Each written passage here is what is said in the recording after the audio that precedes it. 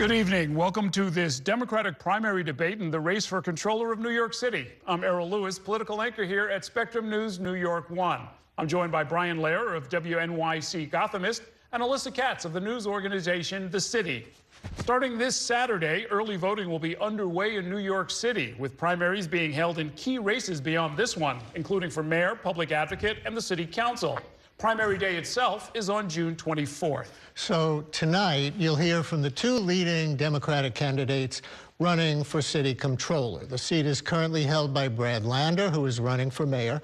Tonight's debate is brought to you by the New York City Campaign Finance Board. That's the city agency that administers the public matching funds program. It's also sponsored by Spectrum News NY1, NYC Gothamist, and The City, and Spectrum Noticias, and our co-sponsors, John Jay College of Criminal Justice, the Craig Newmark Graduate School of Journalism at CUNY, the Center for New York City and State Law at New York Law School, and the Museum of the City of New York. And you can watch tonight's debate without a paywall on NY1.com. It's also being broadcast on WNYC Radio and the Spectrum News YouTube page, and in Spanish on Spectrum Noticias and YouTube. Before we get started tonight, let's run through what a city comptroller does. The comptroller is the city's chief financial officer, a watchdog who keeps an eye on spending and looks for waste and mismanagement in government. The role often serves as a balance on the mayor, at times coming into conflict with City Hall. The comptroller also oversees the city's 5 public pension funds, and the comptroller is a politically prominent position, with many running for higher office. The two candidates joining us tonight met a polling or fundraising threshold established by the Campaign Finance Board in order to take part in tonight's debate. Justin Brannan is a city councilman who represents parts of Brooklyn, and Mark Levine is the Manhattan Borough President. Now for the rules. The rules that you see on your screen have all been agreed to by the candidates. Each candidate will deliver an opening statement of up to 60 seconds. Answers to our questions must generally be limited to 60 seconds with a chance for rebuttals. And both candidates will get to ask their opponent one question. We're going to begin with opening statements. The order was determined by a random drawing this morning. We'll begin with Mr. Brannan. Good evening. Good evening. Thank you for tuning in tonight, and thank you to our host for having this important debate. I'm Justin Brannan, city councilman from Southern Brooklyn. I grew up working class. My mom's a teacher. My dad was a salesman. My wife's a small business owner and an art teacher. Growing up, I wanted to be a member of the Ramones, not a member of the city council. I'm a very unconventional elected official. 3 chords that I learned in public school afforded me a career as a world touring musician. I always loved helping people, and I was drawn to public service, so I ran for city council in the neighborhood where I grew up. And I worked my way up in the council to serve now as finance chair, where I oversee the largest municipal budget in the country at $115 billion. I'm running for controller because in a time like this, we need someone who's going to ensure we stand up to the next mayor, whoever it may be, and stand up to Donald Trump. The city is spiraling out of reach for working families, and our budget is the sharpest tool we have to bring down the cost of living for you and your family. Thank you. And next is Mr. Levine. Thank you, Errol. This is a moment of enormous challenges for New York. We have the worst housing affordability crisis we've ever faced. We have real public safety challenges, and we face a dire threat from Donald Trump. I'm running for comptroller to take on these fights. What you'll hear tonight from me is a positive agenda of how I'll use the powers of the office to fight and win on behalf of New York. This is what I've done my entire life, since I started my career as a bilingual math and science teacher in the South Bronx. I went on to take on the big banks and found a credit union, together with Errol Lewis, in Uptown Manhattan, that's made $100 million of small loans in the neighborhood. As a city council member, I took on corporate landlords and made New York City the first place in America where tenants now have a right to an attorney in housing court. I've taken on this mayor and the last mayor to win for tenants, for parks, for public health. As comptroller, I'll continue that fight no matter who the next mayor is, and I'll push back against the agenda of Donald Trump. Okay, thank you very much, candidates. Let's get to it. We'll talk about the role of controller first. In many ways, the most important role of the controller is to act as a check on other elected officials in government, including the mayor and the city council. So there are times when you may have to make a fiscal decision that would be good for the city, but might be bad for you politically. I'd like to ask each of you to give us an example of a public decision that you made knowing that it was going to be unpopular? We'll start with you, Mr. Brannan. Sure. I mean, look, being an elected official is about sometimes having to take unpopular stances, but for the greater good. And certainly in the city council, where you serve as one member who has to look out for your district, but you're also sum of all parts of one of 51 members, there are times when you have to take votes that you know are good for the city, but might not make sense or might be hard to sell to your own constituents. There have been zoning votes that I've had to take because I want to build more housing that I know, even if it's not in my own neighborhood, that people might be against it. But because we're in a housing crisis, I took those votes. I worked really hard to pass behind the scenes in the room where it happened to get the city of Yes passed. And that was not easy. And there were a lot of people in my neighborhood who maybe didn't want that to happen. But I got it done because it's my responsibility as an elected official to do the right thing, even if at the time it might not be popular. Okay. And how about you, Mr. Levine? Again and again, I've taken on tough fights, whether they've been politically popular or not. I supported congestion pricing because we have a transportation crisis in New York with travel times in Midtown and downtown dangerously slow and an underfunded mass transit system. And I stood up and supported this policy even when it was politically unpopular. Now that it's been a resounding success, I feel I've been vindicated in that. And I've made housing my #1 priority as Manhattan Borough President. And we have a problem here because in general, people support housing until it's proposed in their neighborhood. And again, I have stood up to support housing in every neighborhood across the city because this is the crisis of our moment. This is the kind of leader I have been as Borough President. It's the kind of leader I'll be as Comptroller. Okay, let me ask you to both briefly maybe give some politically unpopular fiscal advice to the next mayor, starting with you, Mr. Levine. We've got to add money to our reserve funds.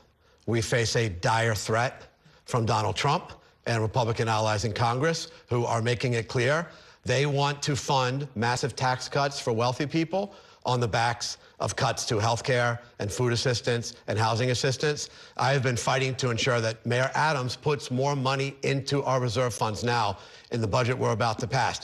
May not be politically popular, but it's the best way to protect us against cuts going forward. Okay, Mr. Brannan. We can't run a city on reserves. So what I would say to the next mayor is you have to deploy money into the communities that need it most. Our city is under attack in the crosshairs by Donald Trump and his gang of maniacs. What we need right now is to make sure our vulnerable communities are taken care of. If you want to add to the reserves, that means you have to cut from somewhere. And this is not a time to cut. We have almost $9 billion in reserves. So for the next mayor, make sure you invest in things that are popular, that working families need, because that's what this moment calls for. Thank you very much. Hi, candidates. Good to see you. Mr. Levine, you get the first shot at the question in this round. Donald Trump's name has already been mentioned, and the current comptroller, Brad Lander, recently alerted the public that the Trump administration seized $80 million from one of the city's bank accounts, an action that led to a lawsuit and to a discussion about whether the next comptroller should, quote, Trump-proof city government. So if elected, talk about what you would do to protect the city from adverse actions of the federal government. Look, Donald Trump is a major threat to the city. He is attacking our people. He's tearing apart immigrant families. He's attacking LGBTQ New Yorkers. He's wrecking our economy. He's literally stealing money out of our budget. I will use the powers of the Comptroller's office to fight back on every front. I will organize blue city and blue state pension funds around the country to use our collective power to say to CEOs, you can't give in to the Trump agenda. You can't abandon commitments to diversity or climate or worker safety. I'll fight to make sure that the Comptroller has the power to sue the federal government, even if the mayor's law department will not do so. And as I mentioned, I'll fight to make sure we have a budget which gives us a buffer against the cuts ahead by ensuring we add money now to our reserve funds. We can do these things. I'll fight on every front to protect New York City's people, our budget, and our economy from the threat that is Donald Trump. Mr. Brannan, same question. Look, Donald Trump is an existential threat to our city. His big, beautiful bill, or whatever the hell he calls it, is a heat-seeking missile directed directly at the city of New York and our most vulnerable. In this moment, elected officials at all levels of government, they have a responsibility to stand in the breach between Trump and our most vulnerable. We should not, as politicians, be asking more of the people. The people should be asking more of us. That this is our moment to use the power of our privilege and the privilege of our power to stand up for you. Making sure that we have everything we need, making sure that our city is deploying money into the communities that need it most is our most important priority right now, because Donald Trump is coming for us. So what we need right now is a fighter and not a letter writer. City Hall took 2 weeks to sue back when Elon Musk took $80 million from our account. That is not the urgency of this moment. We need someone willing to stand up and fight, and I'm that guy. Quick follow-up. Mr. Brannan, you first. Has the Trump administration taken any actions that have helped the city financially? Not that I've seen just yet, Brian. Mr. Levine? No, they are killing tourism, which is our lifeblood. They have taken money out of public health. We've already faced cuts in our health department. They are threatening to cut Medicaid, which 4 million New Yorkers rely on. They're threatening to cut food stamps, which 1.8 million New Yorkers rely on. They're threatening to cut assistance for public housing and rental vouchers. This is devastating. What they are doing is devastating. And I want to say it again. Their goal is to fund tax cuts for millionaires and billionaires by cutting essential services to people in need. And Mr. Levine, what if Mayor Adams is reelected? And of course, you'll both get this question. You both have said you see him as compromised by his dealings with President Trump. How would you engage with a second Adams administration under President Trump? Mr. Levine. Look, the comptroller must be totally independent, as I have been totally independent from this mayor and the last. The comptroller must be unafraid to call out the failings of a mayor, and when it's in the interest of the city, to work together with them. This is who I've been, and I will take this approach to the next mayor. I will fight every day for the people of New York City, whatever the political consequences, regardless of my personal interest. Only one goal: to protect the people of the city, to fight for our economy, our budget, and for people being left behind. Mr. Brannan. I mean, look, we have an administration right now at City Hall that is absolutely compromised and, if not colluding with the federal government. That is why our mayor is silent on the things that matter most. Yesterday, he went on TV and was scolding and castigating protesters instead of talking to immigrant communities and saying, look, we will protect you when ICE comes to get you for no reason. We have a mayor who's in cahoots with Donald Trump. So you need someone as the next controller who has a record of standing up. It's one thing to say what you'll do in the future, but for me, for the past 3.5 years, I've fought like hell every day against Eric Adams and his crazy budget cuts, and I'll do the same thing with the next mayor. Thank you. Alyssa. Good evening, gentlemen. Good to see you. We're also, of course, following the Democratic primary race for mayor, with many candidates who seek to expand government spending. For example, Zohran Mamdani has gained popularity on the campaign trail with help from generous social proposals such as free buses and free childcare. Some people have been warning or concerned that the city can't afford them and that his housing plan alone would exceed the city's debt allowance. Andrew Cuomo wants to increase pension benefits for city workers. Have you evaluated these proposals, and do you feel confident that the city can afford them? So we'll start with you, Mr. Brannan. Sure. I mean, it's my job as finance chair to figure out how much some of these programs and policies will cost when they are proposed by my colleagues and from others. I think it's a false choice to say that we can't do these big, bold ideas. I think right now, New Yorkers are looking for big, bold, aggressive solutions to the problems that they face every single day. And the fact that people say we don't have the money to do this stuff when it's time to actually help working people tells you a lot. So things like bringing down the cost of living, we need to be throwing everything we can at this. I have a proposal to invest pension funds to create a universal child care system. It's a big, bold idea. The city of New York cannot spend the next 4 years with our head under the bed waiting for Donald Trump to disappear. The laboratory cannot shut down. This is a city that came up with Mitchell-Lama, with Electchester, with Manhattan Plaza. We need to go back to the days of dreaming big and making New York City that city on the hill for everybody. Okay, Mr. Levine. Well, we have no choice but to pursue bold solutions because of the scale of our challenges. We're losing families in New York because they can't afford housing here, because they can't afford childcare here. We have real public safety challenges. We've got to invest in solutions. And we can, and I put forward big, bold plans in this campaign, including a proposal to invest some of our pension money in a way that's prudent, which get good returns for our retirees, and would finance the creation as much as 70,000 units of affordable housing. We can do these things. I've also put forward proposals to save money in government through modernizing and efficiency. We can do this by relying less on outside consultants and plow those savings into the services that meet people's needs in this crisis. We can do it by managing our government better, by going big, and by investing in the challenges that people face right now. A follow-up for Mr. Brannan. Yesterday, you were just essentially endorsed by Mamdani, who is telling his supporters to donate to your campaign. Would that compromise your ability to be a check on his administration should he win? No, I mean, my job is to be, look, I endorsed Eric Adams, and I also called on him to resign, and I've been calling him out every day for the past 3.5 years. So my job as controller would be to be that independent watchdog. Whether Adrian Adams, who's one of my closest friends, becomes the mayor or not, it's my job to hold them accountable. So the fact that others might be supporting me, it doesn't matter to me. Look, I think anyone right now that is proposing bold solutions to bring down the cost of living in this city, to make life easier for working people, those are people that I want the support of. So I appreciate anyone that supports my campaign who has that same vision. Mr. Levine, would you care to respond to that? I just think it's critical that the next comptroller be totally independent, that there not be a perception or reality that the comptroller owes favors to the next mayor, and I am preserving my independence in this campaign. I've been very careful about that because I want to be fiercely independent of whoever is elected mayor. As I have been in my entire career in government, I will continue to fight for people regardless of the political consequences, regardless of who's mayor.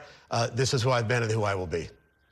Okay, candidates, let's move to a different topic. 9 of the last 10 controllers ended up running for mayor. Only one, this goes back to the 1950s. Only one of them was successful, and that was Abraham Beam in 1973. Do you have aspirations to seek the mayoralty or other elected office? And do you see that ambition, the need to fundraise and get union support and so on, to be at odds with the controller's role in ensuring fiscal responsibility? We'll start with you, Mr. Levine.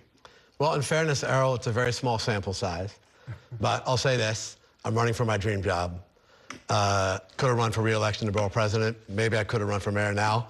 But I believe that the office of comptroller is critical, now more than ever, to protect this city.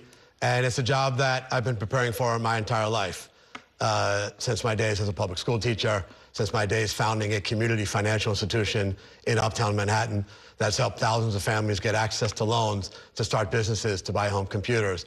Since my days leading in the city council for tenants, securing the right to counsel for every person in the city facing an eviction. I'm ready for this job.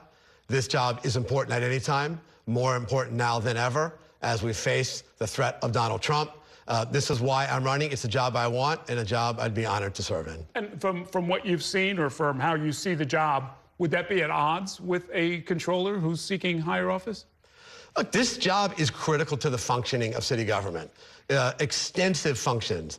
And you need a comptroller who's going to hunker down and do that work, who ensures that our pension funds are well managed, protecting the assets of retirees, who ensures that we're only approving contracts that meet our standards as a city, that ensures we use the power of audit and oversight, and if need be, subpoena power to hold the mayor accountable and every city agency accountable. This is a big job with a lot to do, and I'm going to hunker down and do this work on behalf of the people of the city. Okay, Mr. Brannan. Look, I'm running for controller because I have the experience, and most importantly, I think in this moment, I've got the guts. I spent the past 3.5 years now serving as finance chair, and that's prepared me for this moment. I also know what it's like to live paycheck to paycheck. I know what it's like to represent a neighborhood that's far away from City Hall.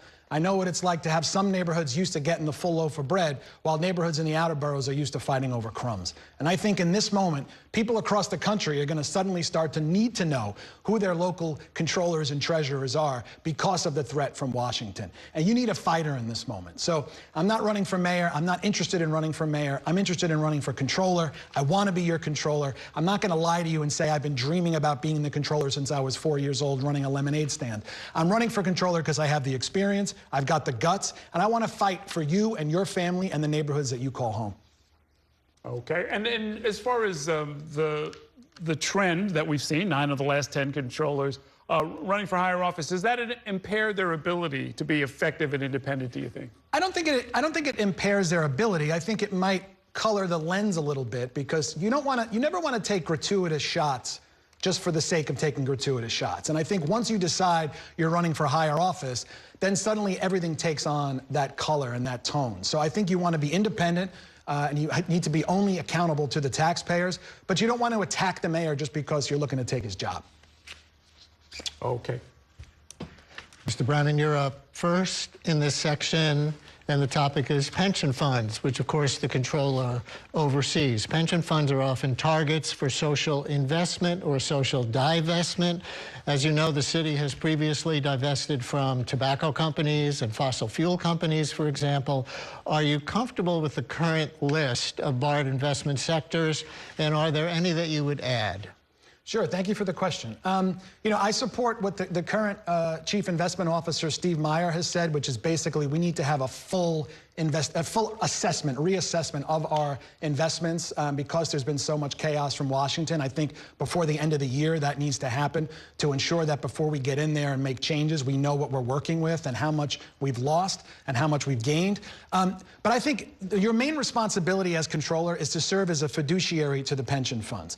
It should be quiet, stable, and steady, not making noise, not playing politics with people's money. However, you want to make sure that the investments align with the values of New Yorkers. I put out a real plan to fully divest from Tesla, not because Elon Musk says some crazy things on Twitter, but because he spends his days trying to hurt the very seniors who our pensions help and our seniors rely on. So we should not be investing in people who are doing everything they can to undermine the future of our city, but we also should not be playing politics with people's money. Mr. Levine. The job of the comptroller is to protect the retirement assets of 750,000 current and future city retirees, getting good returns. That also means taking the long view. And I firmly believe that companies in sectors like fossil fuels and tobacco are not good long-term investments. That in the case of energy, the future is renewables, and that's where our funds should be invested. There's a win-win potential here, where we invest in companies that prioritize our values because we know they're good for business. It's true for diversity as well. Companies which have boards and leadership and staff which reflect the diversity of America also succeed as businesses and are more profitable in the long term. So we can push for those values as shareholders in every company in America. We can amplify our power by teaming up with Blue City and Blue State pension funds around the country, which collectively control $3 trillion in assets. We can fight for the long term, for the benefit of our country, and most importantly, our retirees. Mr. Brannan, what about Israel or companies that some advocates say profit off the war in Gaza and want the city to divest from? Sure. I don't support BDS. I've never supported BDS. It's a personal issue for me. I have family living in Israel, and I don't support that. Mr. Levine.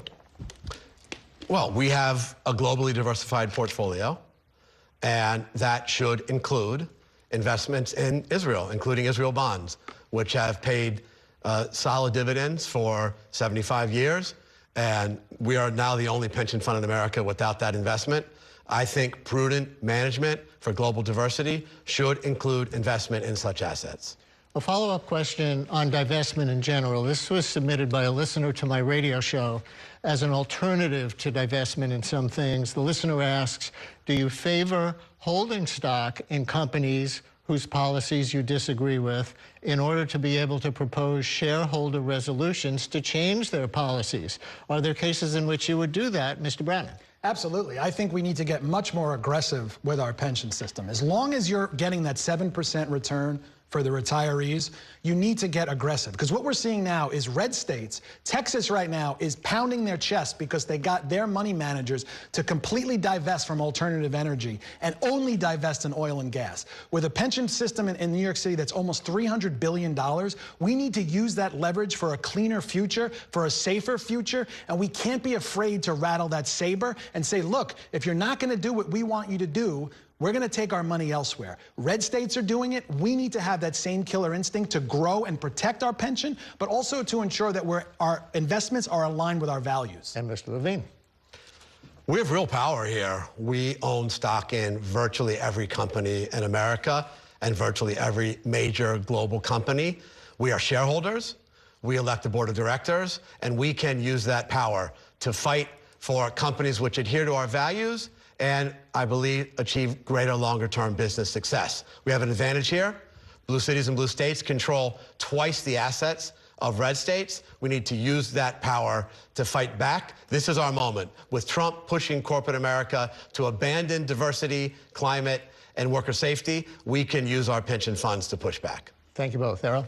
Alyssa, I'm sorry. So next question is about an aspect of how you would manage the comptroller's office. Technology is moving at a rapid pace. Would you use artificial intelligence as part of your work at the comptroller's office? Should city government embrace the use of artificial intelligence or heavily regulate it? And we'll start with you, Mr. Brannan. Sure. Look, AI is here. AI is coming. We need to make sure that we are leveraging the technology that's available to fix and streamline broken systems, to increase efficiency in our systems, but to make sure that we're not getting to a place where we're firing city workers or we're replacing city workers with machines. So I think there's a lot that can be done with AI, and I think it would be wrong for the city to put our head in the sand and not prepare for this, to think about how we're going to handle it. But I do think there are some opportunities where we can use AI to fix broken systems and to make things more efficient and thereby save a lot of money for taxpayers and for retirees. So I am open to it. It's something that I've been studying on to see what other cities and states are doing. I think there's a lot of opportunity there, but we have to make sure that it's not a slippery slope to losing even one city worker. Mr. Levine. We are sleepwalking into a period of rapid technological transformation, probably the most rapid in human history. And New York City is doing almost nothing to prepare for a technology that poses both real threats to employment, threats to copyright protection, threats to the proliferation of misinformation, but also a technology which has real positive potential to cure disease, to expand access to health care, to give people new educational and business opportunities. And all that's true inside city government as well. Now, city workers should be full partners in understanding the potentials and threats of this new technology, but it's clear there's already ways where it could help the comptroller's office, for example, in rooting out an early detection of fraud. We can identify bad patterns before they become endemic, and then we can have human workers investigate to root this out. These are the potentials for win-wins that I'll pursue as comptroller. Thank you. Okay, candidates, it is time now for the cross-examination. That's when each candidate gets a chance to ask one question of his rival, who will then give one answer. We'll start with you, Mr. Brannan. Thank you. Borough President, in 2020, you voted to cut the police budget by $1 billion. But at the time, you said the cuts didn't go far enough. In our debate a couple of weeks ago, you said you were not one of those people that felt the cuts didn't go far enough. So could you tell us where you stand today in 2025? This was the height of the pandemic. New York City faced a severe economic crisis, a fiscal crisis. We had to shift literally hundreds of millions into the health department to fight back against the pandemic. I was chair of the health committee at the time. I knew that all too well. And that meant cuts to almost every department, including the NYPD at that very difficult moment. Now, the big battle there was whether we would vote against the budget in order to extract much deeper cuts, potentially billions, from the NYPD. And I did not vote no on the budget. I voted in favor of the budget because it was a moment of crisis. We needed to keep the city going. We needed to make prudent cuts where necessary. You also voted the same way I did, in favor of that budget. And I think for both of us, it was the right thing to do at that moment. But do you think, at the time, you said the cuts didn't go far enough? He didn't answer the question. That's his answer. He gets to ask you a question. Okay. We face a terrible housing crisis right now. We had the potential in the city of yes zoning reform to create as much as 100,000 units. This was really the biggest opportunity in our generation. The council member succeeded in getting his own neighborhood cut out, his own block cut out. I've heard him cite recently flood concerns. The map of what he got cut out doesn't match the flood map. At any rate, this wasn't about basements. This is about additional units in open spaces, in backyards for grandparents and kids.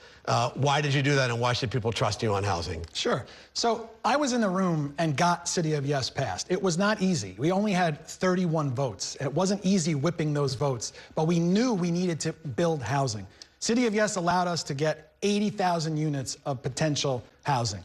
The carve-out that happened in one part of my district was because we had a lot of flash flood issues where neighbors were getting a foot of water in their basements. So this was not an area that made sense for ADUs. Look, I'm in the room where these things happen. I passed City of Yes. I worked in the council to make that happen so that we could create 80,000 new units of housing. I've created almost over 3,000 units of housing in my district since I was elected. I think it's one thing to play to the intelligentsia and write things on Substack. It's another thing to actually be in the room and get things done, and that's what I do.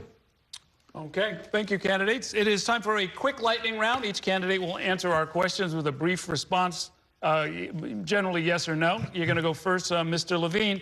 Have you ever, two-part question, have you ever bought crypto, and should New York City invest pension funds in crypto? I think I own maybe $100 of Bitcoin because I wanted to understand how this new technology works, but it is a speculative asset.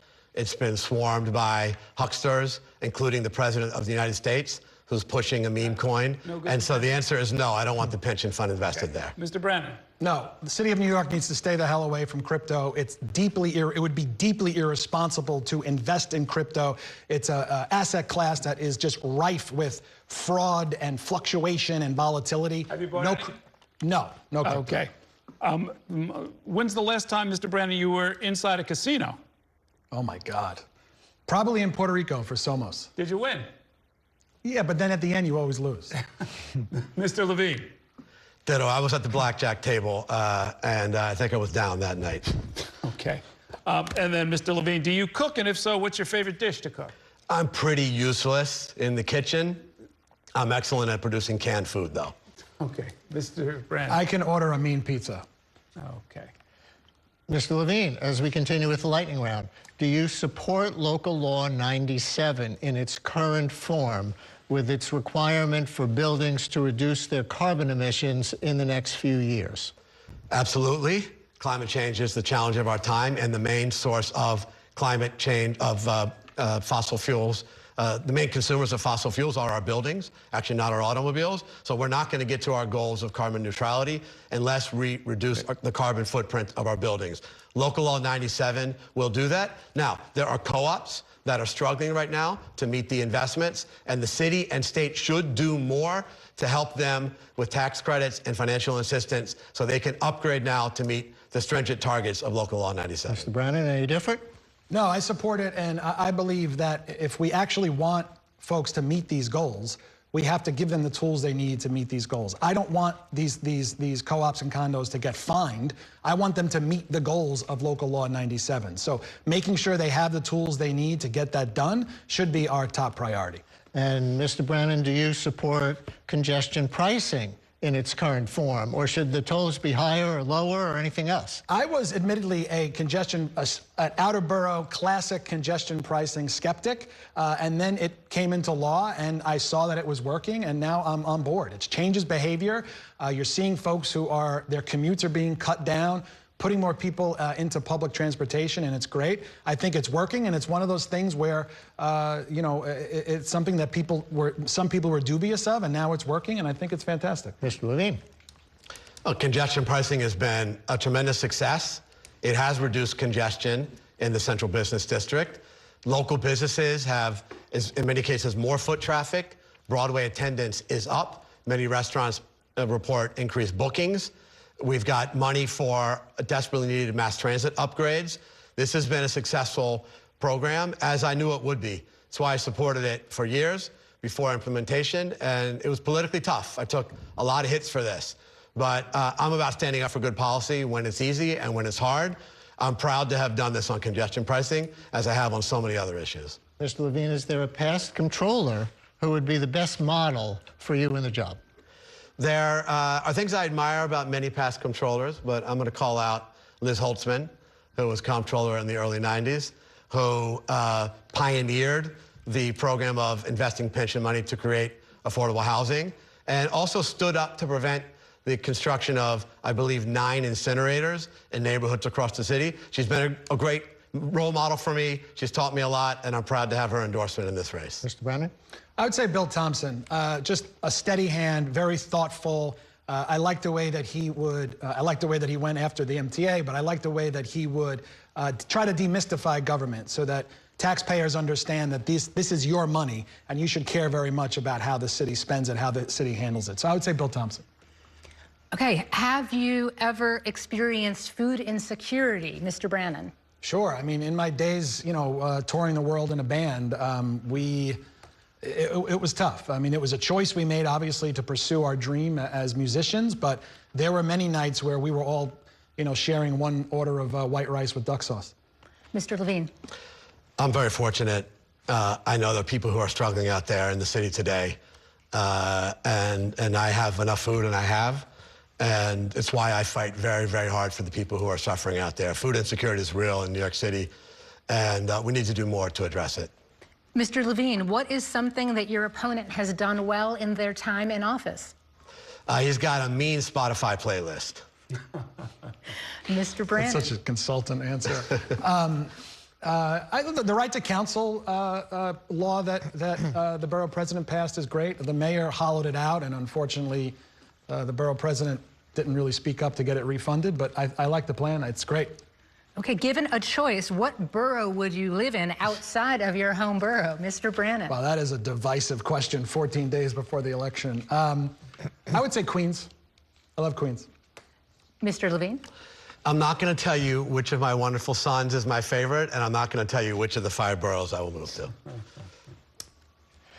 So the next section is going to be about the city budget and your role as auditor of the city budget. But before we go to that, I want to ask both of you this. You seem to be agreeing with each other quite a bit on the issues, maybe disagreeing about who would be better at doing what you both want to do.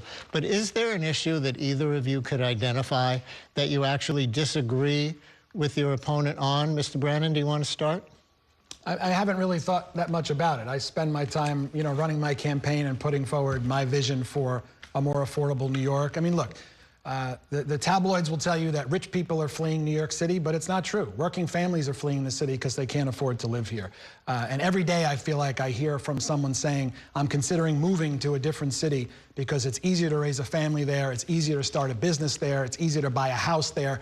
We are hemorrhaging working families in this city. We need to do more about it. So I'm glad that just about everybody running citywide right now is laser focused on the affordability crisis. But I think the controller's office is going to, usually it's a sleepy office that you don't hear about until they uncover some sort of fraud or scandal.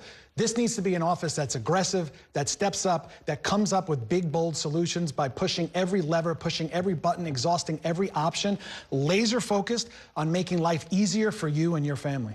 Mr. Levine, any issue differences? Well, I think you've heard some disagreements tonight. Our history on congestion pricing, on City of Yes, on whether the city should own Israel bonds.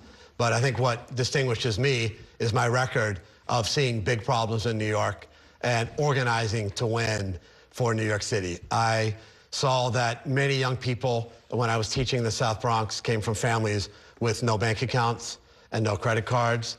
And so I organized to found a community credit union, inspired in part by the Central Brooklyn Federal Credit Union, that's now grown to make $100 million of investments uptown. As a council member in my first year of office, I saw an eviction crisis, 25,000 evictions a year at its peak. I saw fewer than 5% of attorneys, of tenants with attorneys, and virtually every landlord with one. I organized over 3 years against intense opposition from corporate landlords to win victory and give a right to an attorney to every tenant facing eviction in housing court. This is what I've done. I see big problems and I address them. I organize to win solutions for New York. Just to clarify, because I know the topic is a hot button, you said you disagreed on Israel bonds. Did you disagree on Israel bonds? No, we didn't. He just wants to disagree on it. Well, then maybe we made some news here then. All right, let's talk about the city budget. By far the largest expense is the public school system. Sure. About 1/3 of the annual budget. Viewers and listeners might not know, about $40 billion a year on about 1 million kids, or more than $30,000 per year per child. Where would you look for waste, fraud, or abuse Mr. Levine, in the education system? This issue is personal to me. As a former teacher, and my wife, Evelise, and I have raised 2 kids in the public schools. And what I see in the budget there upsets me. I see hundreds of millions of dollars spent on outside consultants, money that should be directed to classrooms, to students, to teachers. And our teachers are trying so hard. Some of them are taking money out of their pockets to pay for supplies. So many parents are organizing to help their schools, raising money to close gaps. And we're spending hundreds of millions of dollars in the central bureaucracy that should be redirected to classrooms. This is a problem throughout city government. We spend $17 billion a year on outside consultants for administrative functions, and we could trim that. Many of these contracts are redundant, or they're overpriced, or they're ineffective. This will be one of my top goals as comptroller, to rein in these outside contracts, to get the money where it's needed, including to our kids and teachers in classrooms. Mr. Brown? Sure, I worked in the Department of Education under Mayor de Blasio. I helped roll out UPK. It was one of the last big, beautiful things that the city of New York did. And I know firsthand from working at Tweed, in the belly of the beast, in the silo capital of the city, that $40 billion budget, I don't know a public school parent or a public school teacher who feels like their kid is getting a $40 billion educational outcome, or that their classroom is, outfitted to the tune of $40 billion. But it's not because we need to cut funding from the Department of Education. We have to audit it to reprioritize where money is getting spent. There's too much money being spent on educrats. There's too much money being spent on outside consultants, particularly IT consultants who are still fleecing the city and getting away with it. With a $40 billion Department of Education budget, our kids should be getting a world-class public school education. I was a public school kid. I learned 3 chords in public school, and that afforded me a career as a musician. I want every kid to have that opportunity, but we got to make sure we're spending our money right. Okay, candidates, let's move on to an area where there are some notable expenses that the controller can affect. New York City has paid more than $750 million in police misconduct settlements over a 7-year period. That includes nearly $205 million paid out last year alone, the highest annual payout in years, according to the Legal Aid Society. The current controller, Brad Lander, wants to make every city agency financially liable for its own lawsuit payouts to help incentivize better behavior. The city's hospitals already do so. So my question is, should the NYPD pay for police misconduct and the Department of Sanitation for truck injuries and so forth? Do you see any risks or trade-offs in that approach? And we'll start with you, Mr. Brannon. No, I mean, I don't think this money should come from taxpayers. It should come out of the budget of the agency. So it's something that I want to look at. You know, one of the things that we've been so frustrated by with the NYPD has been them just blowing by. They'll come and tell us we think we're going to spend about $200 million this year on overtime, and reliably they're spending over $1 billion on overtime. So we have to get real about that. I think Commissioner Tisch is doing a good job in identifying that, but I don't think the taxpayers should be footing that bill. Okay. Mr. Levine. This is one of the most important functions of the comptroller's office, overseeing the tort claims process when people sue the city. And every agency is getting sued, and the comptroller's negotiating agreements. The comptroller has an opportunity here to find patterns and get to the root causes. So if there is one sanitation route where there have been many people hit, heaven forbid, in suing the city, instead of just paying out, let's look at that sanitation route and fix the underlying problem to protect people and also save money for the city. But I would be careful about taking the money directly out of agency budgets. I would just want to make sure that it wasn't reducing essential services like trash pickup. And so while I would certainly look at this proposal, my goal is going to be to reduce lawsuits while preserving services. That's the balance I'll seek to achieve. I want to ask you about contracts. The controller, of course, reviews city contracts in most, but not all cases, and has the ability to approve, send them back, or even reject them. So multiple city agencies are spending billions of dollars on homeless and migrant shelters, using often emergency contracts and also expanding use of hotels and other buildings. One of the shelter contracts is connected to a federal bribery case right now, and past audits and investigations have found embezzlement, padded billing, self-dealing, and much more. And this has gone on for years, and yet the corruption continues. So What will you do to change things, Mr. Levine? This is also an extremely important function of the office. Every single contract must be reviewed and certified by the comptroller, and that is in part to root out waste. And there's real vulnerability with emergency contracts because many of the normal checks and balances in the process are suspended so that we can move quickly. And I want to commend Comptroller Lander for applying real scrutiny to some of the emergency contracts applied to shelters, including rejecting one of over $400 million to DOCO because there was a lack of transparency. There were questions of whether we were getting our money's worth and potential improprieties. That's the job of the comptroller, to not just be a rubber stamp on contracts, but to review every single one to ensure that it's adhering to our law, to root out corruption, and I will do that aggressively as the next comptroller. Mr. Brannon. I mean, the Adams administration has used the fog of an emergency to basically give us Tammany Hall 2.0. DOCO is getting checks written, $450 million checks like they're handing out candy on Halloween.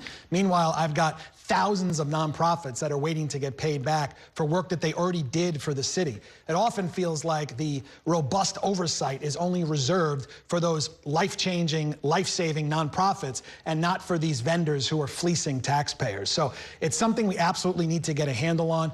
It's a big, big crisis in this city because our nonprofits are truly the unsung heroes of our city. They do life-saving work that the city entrusts them to do. But then when it's time to get paid, the city won't answer their call. And it's not a cash flow problem. The city has all the money it needs. It just needs to pay its damn bills on time. So while we're paying DOCO $450 million and not blinking an eye, you've got hundreds and hundreds, if not thousands of nonprofits that are owed millions, hundreds of millions of dollars. It's got to change. It'll be one of my top priorities as controller.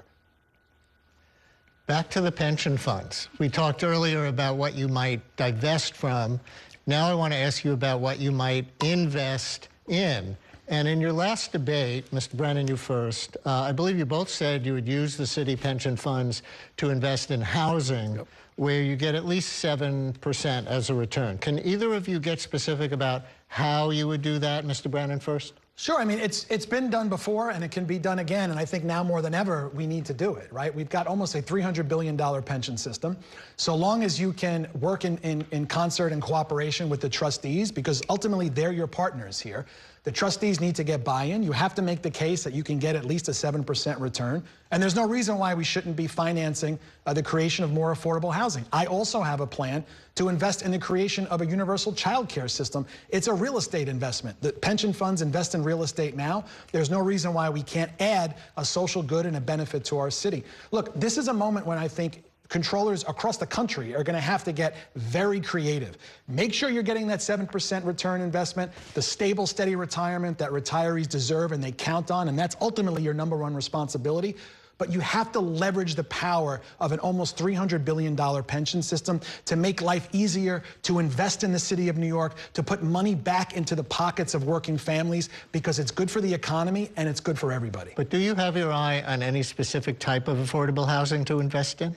I have a plan to create affordable housing for city workers, specifically for city workers. It's a plan on my website. It gets into the details, but it can be done. And I go back to the days of, I was a big fan of Dick Ravitch and the things that he was able to do, dreaming big, bringing people around a table. That's how we got Manhattan Plaza. That's how we got places like Electchester for union housing. We need to do more of that. We've got to get back into the business of dreaming big in the city of New York. Mr. Levine. Yeah. If you see a vacant lot in New York that's slated for housing and wonder why it takes years and years for something to be built there, the answer is probably because we don't have adequate financing. We have 300 sites all around the city that are waiting for affordable housing development, where the zoning's set, where the project's been approved, where the developer's ready to go. But it can be as long as 10 years before financing comes through because of the shortage of federal streams and more. So I put forward a plan. It was the first plan I put out in this campaign to take some of our pension money and invest it in a prudent way that will get good returns in jump-starting that kind of housing production. And our plan calls for mezzanine debt, convertible to equity, so that we weave that narrow path that gets good returns for our pension funds while giving access to financing that affordable housing builders might not otherwise have. And we calculate that this plan could produce as much as 70,000 homes for New Yorkers in need around the city. As a follow-up, Mr. Levine, first, why should the pension funds be used for anything that can't produce the maximum rate of return? We all understand that affordable housing is needed, but you're running the pension funds and you don't want them to ever run short for the retirees. So why make that compromise? Well, real estate should be part of a diverse investment portfolio, as it is for every pension fund in America.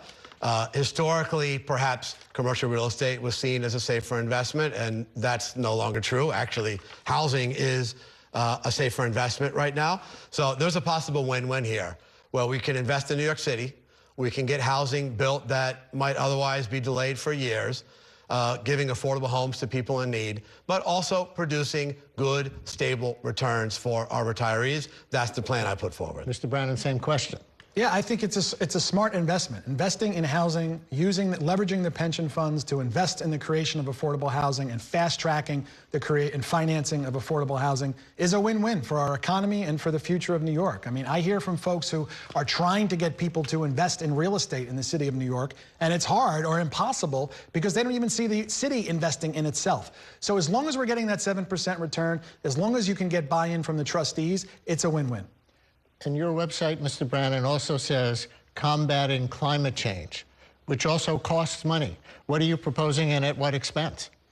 Well, I mean, look, I think it's a false choice, and I think the oil and gas companies have done a great job at making people believe that oil and gas investments are more stable and steady and reliable than investments in alternative energy. But it's just not true. Investing in alternative energy is a smart investment, not only for our pensions, but for our planet. And ultimately, we need to have a planet to enjoy our pensions on. So we need to be doubling down on our investments in alternative energy, especially now where the White House is doing everything they can to claw back environmental regulations. Mr. Levine?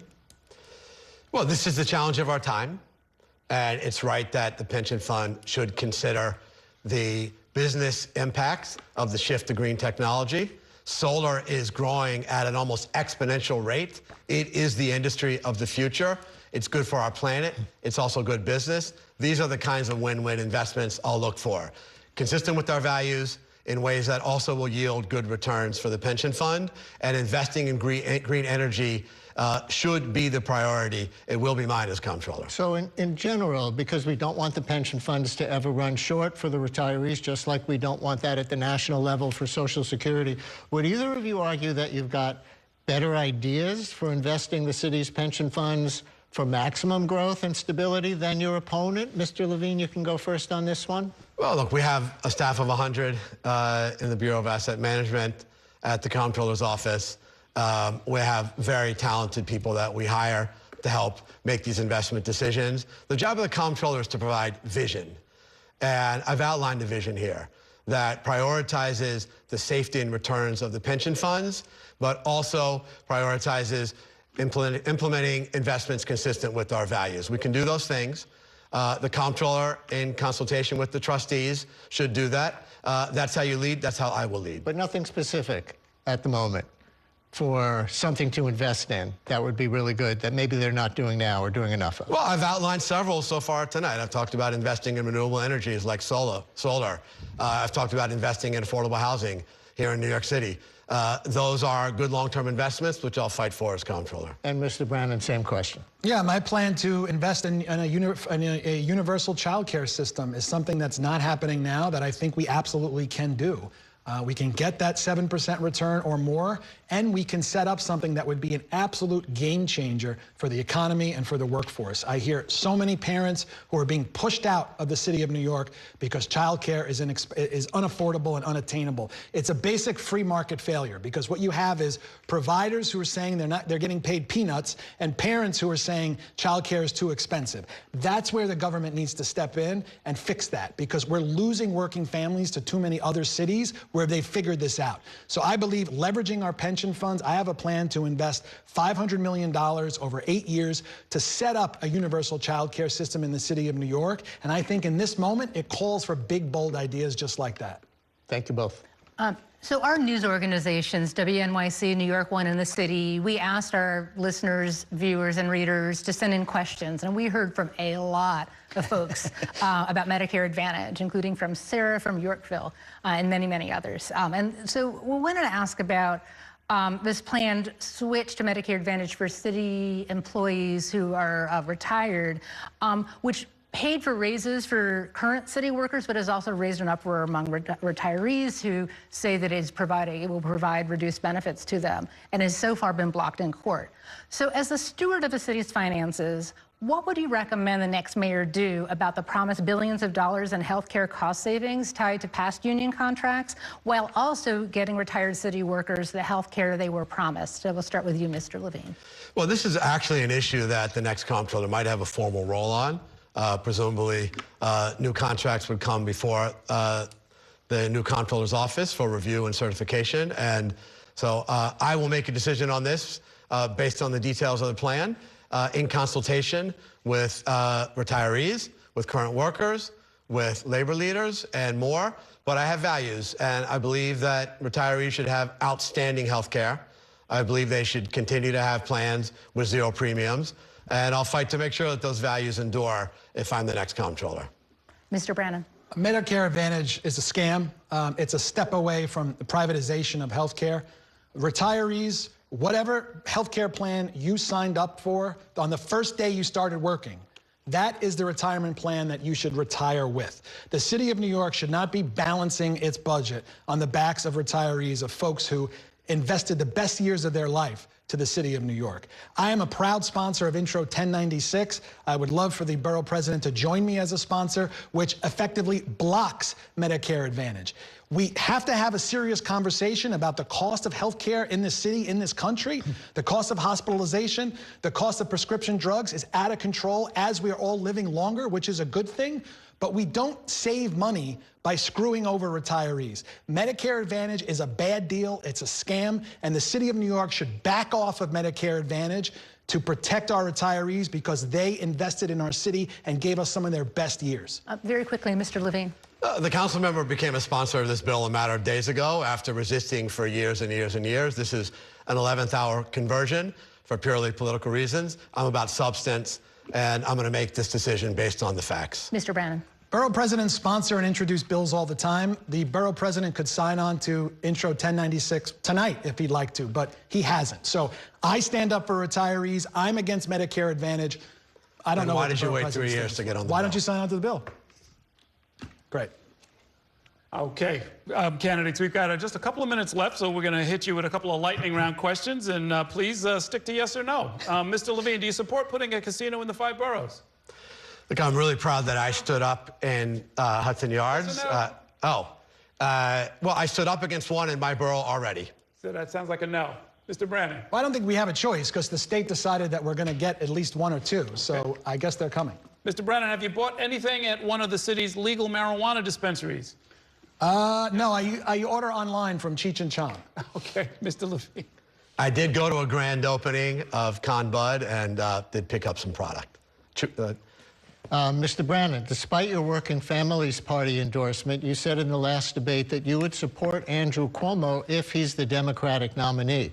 But if he is the nominee, the Working Families Party might run its own candidate. Are you sure you wouldn't support that person? We'd have to cross that bridge when it comes to it. I enjoy and really it's very important to me to have the support of the Working Families Party, but I am a registered Democrat. But if that does happen, I'll revisit.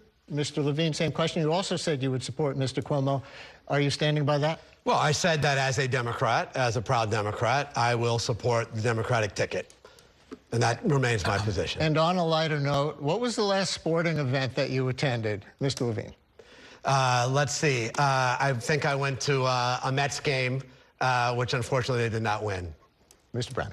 St. John's at Madison Square Garden. It was glorious. All right. Thank you very much, candidates. That's going to do it for this debate. We thank the candidates and our partners and all of those who are watching at home. If you missed any part of this debate, you can watch it in its entirety on NY1.com and on YouTube. Remember to tune in on Thursday at 7 p.m. when we will host a Democratic primary debate with the leading contenders for mayor. And remember, early voting begins this Saturday, and primary day is on June 24th. Thanks so much for watching, and have a great evening.